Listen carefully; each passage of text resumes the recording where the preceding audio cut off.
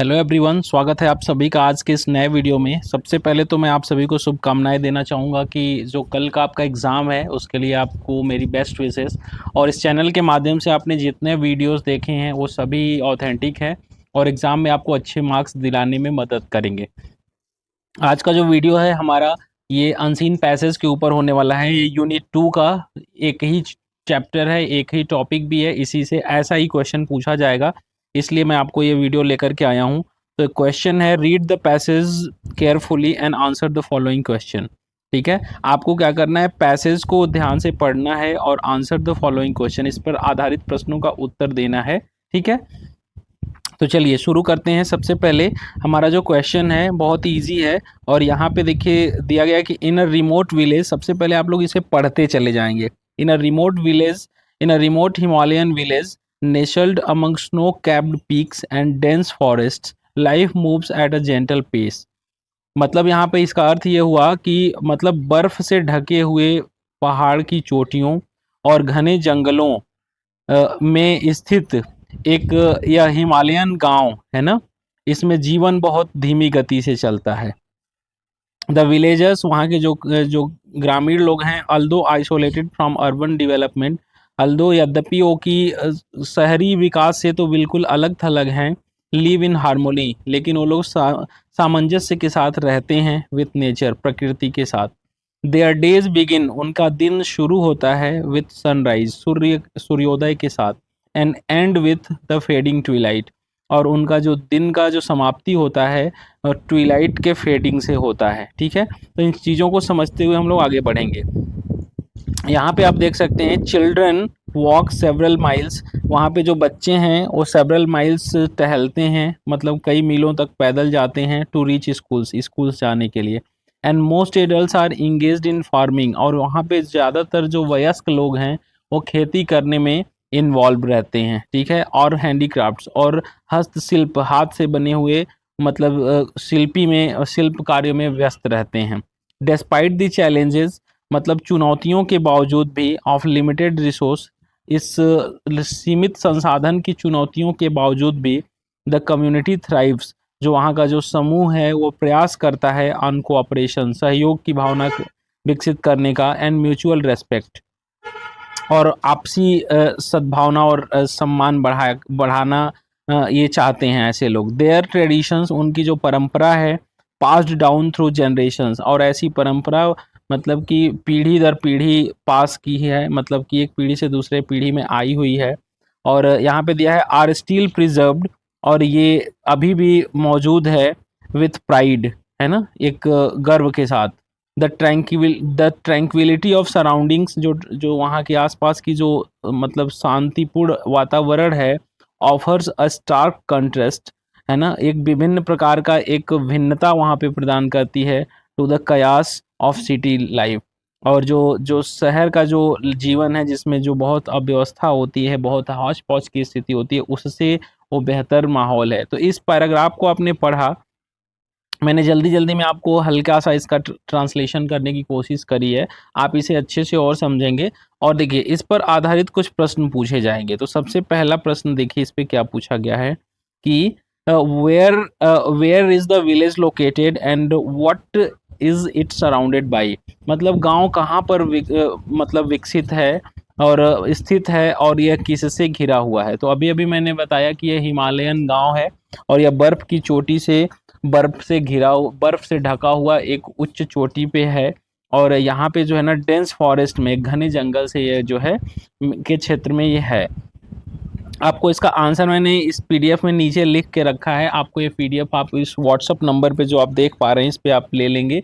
आप व्हाट्सअप पे एक बार कनेक्ट हो जाइए, तुरंत मैं आपको ये पीडीएफ भेज देता हूँ। ठीक है, एग्जाम के लिए बहुत ही ज़रूरी है। Question 2, how do the villagers begin, मतलब कि जो गांव के लोग हैं वो कैसे अपने दिन की शुरुआत करते हैं। Begin and and their day, अपने दिन की शुरुआत कैसे करते हैं। तो अभी इस पैसेज में देख लीजिए, साफ साफ यहाँ पे दिया गया है कि दे ऑलवेज, विलेजर्स जो हालांकि अर्बन डेवलपमेंट से दूर तो हैं, लेकिन वे दिन की शुरुआत जो है ना, यहाँ पे साफ साफ आप देखेंगे, ध्यान से पढ़ेंगे तो वो लोग जो है दे बिगिन विथ सनराइज, वो अपने दिन की शुरुआत जो है ना सूर्योदय के साथ करते हैं, and end with fading Twilight. यहीं पे ये आंसर दिया गया है, आपको ऐसे ही आंसर बना के लिखना है। फिर देखिए ये सभी जो प्रश्न है ना, मैं आपको बता दूं, ये 2-2 नंबर के होते हैं, 2-2 मार्क्स के आपको ये 4 मिल जाएंगे, यानी कि ये 8 मार्क्स यहाँ से आपको मिल जा रहा है, ठीक है। उसके बाद क्या करना है, क्वेश्चन 3 देखिए, what are the main occupations of the villagers. वहाँ के जो ऑक्यूपेशंस क्या है, मुख्य रूप से उनका क्या ऑक्यूपेशन है, किस तरह का वो लोग जो है कि व्यवसाय करते हैं, ठीक है। इस पैसेज को पढ़ करके सभी आंसर को आपको निकालना है।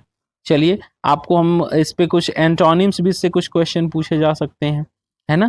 कि यहाँ पे देखिए एंटोनिम्स मतलब कि कयास का क्या एंटोनिम होगा और अर्बन का क्या एंटोनिम होगा, ठीक है। अर्बन का हो जाता है रूरल, है ना, और कयास का क्या हो जाएगा एंटोनिम, ट्रैंक्विलिटी हो जाएगा, ट्रैंक्विलिटी, ठीक है। ऐसे ही क्वेश्चन नंबर 6 है, इसका सिनोनिम पूछा है, synonym find words from the passage. तो पीसफुलनेस इसका अब समान अर्थ यानी ट्रैंक्विलिटी ही होता है। ट्रैंक्विलिटी ये वर्ड देखिए, ये वाला वर्ड आपको मैं यहाँ पे अंडरलाइन कर दूं, ये वर्ड यहाँ से मिलेगा, ट्रैंक्विलिटी, ये आंसर है, ठीक है। ट्रैंक्विलिटी इसका आंसर होगा पीसफुलनेस का। और मेंटेन्ड का भी एक आंसर, मेंटेन्ड का मतलब सेम वहाँ पे सिमिलर अर्थ आपसे पूछा जा रहा है, तो मेंटेन्ड का आपको जो आंसर है, मैं यहाँ पर आंसर आपको लिख के दे के रखा हूँ, आप लोग यहाँ पे ध्यान रखिएगा, है ना। प्रिजर्व्ड इसका आंसर होगा, ठीक है, प्रिजर्व्ड। और आपका ये दोनों देखिए एंटोनिम है और ये आपका सिनोनिम है, तो दोनों ही आंसर आपको इस पीडीएफ में मिल जाएगा। और अगला देखिए, इसमें क्वेश्चन नंबर जो आपका 7 है, एक बार फिर से ध्यान रखिएगा, क्वेश्चन नंबर 7 क्या है, अक्सर ऐसा पूछा जाएगा, गिव वन वर्ड, एक शब्द दीजिए for the following group of words. अनेक शब्दों के लिए एक शब्द यहाँ पर लिखना है। तो a person who creates objects by hand, ऐसा व्यक्ति जो अपने हाथों से कुछ ऑब्जेक्ट्स बनाता है, उसे हम क्या बोलते हैं, आर्टिजन। क्या बोलते हैं, आर्टिजन, ठीक है। ये मैं पीडीएफ के अंत में दिया हूँ, आर्टिजन होते हैं, ठीक है। A person who grows crops, जो फसलें उगाता है, उसे हम क्या बोलते हैं, फार्मर। और ये सारे शब्द आपको इसी पैराग्राफ में मिल भी जाएंगे, ठीक है। अच्छा, ये अथवा करके प्रीफिक्स या सफिक्स भी पूछ सकता है। एक ऐसा प्रीफिक्स जोड़िए कि अपोजिट बन जाए हार्मोनी का। हार्मनी मतलब होता है सामंजस्य, इसमें डिस अगर जोड़ देंगे, क्या जोड़ देंगे, अगर इसमें आप डिस जोड़ देते हैं, फिर से ध्यान रखिए, इस शब्द में अगर आप डिस जोड़ देते हैं, DIS, तो डिस हार्मनी इसका अपोजिट बन जाएगा। ऐसे ही बोल रहा है कि add a suffix to form the noun from the verb develop, इसमें सफिक्स जोड़ना है, फिर से ध्यान से सुनिए, यहाँ पे सफिक्स जोड़ना है। ये जो वर्ड डिवेलप है, इसमें अगर हम मेंट जोड़ दें, MENT, तो ये आपका नाउन बन जाएगा, क्योंकि मेंट जोड़ने से नाउन बनता है, ठीक है। ये सारी चीज़ें आप लोगों को समझ में आ जाएंगी, बहुत ईजी है। इसका अगर आपको PDF चाहिए तो लिंक आपको, मोबाइल नंबर भी आपको दिया गया है स्क्रीन पे, आप इससे कनेक्ट हो जाइए। देखिए यहाँ पे सबसे पहले आंसर दिया गया है, एक बार आंसर फिर से देख लीजिए। पहला प्रश्न, जैसे गांव कहाँ बसा है, तो the village is located in the Himalayas, Himalaya में बसा हुआ है, रीजन में, and is surrounded by snow capped peaks and dense forest, है ना। ये आंसर आपको उसी पैराग्राफ में मिला है। दूसरा क्वेश्चन है, the villagers start their day with sunrise and end with twilight, है ना। तीसरा क्वेश्चन है, most of the villagers work as farmers, उनका मुख्य व्यवसाय क्या है, वो फार्मर्स हैं और हैंडीक्राफ्ट्स हैं, हस्तशिल्प बनाने का काम करते हैं। अगला है, दे ओवरकम रिसोर्स, है ना, वो अपने जो सीमित संसाधनों को कैसे जीतते हैं, अपना लिमिट थ्रू कोऑपरेशन और म्यूचुअल रेस्पेक्ट, वो म्यूचुअल रेस्पेक्ट और कोऑपरेशन के माध्यम से अपने जीवन को सुगम बनाते हैं। यहाँ पे देखिए 2 एंटोनिम है, ट्रैंक्विलिटी और रिमोट, है ना, रिमोट हो जाएगा, रिमोट। और यहाँ पे ट्रैंक्विलिटी जो है, इसका सिनोनिम का पहला भी है, प्रिजर्व्ड भी है। आपको आंसर 7 में 2 विकल्प है, ये अनेक शब्दों के लिए एक शब्द आर्टिजन होगा, है ना, फार्मर होगा।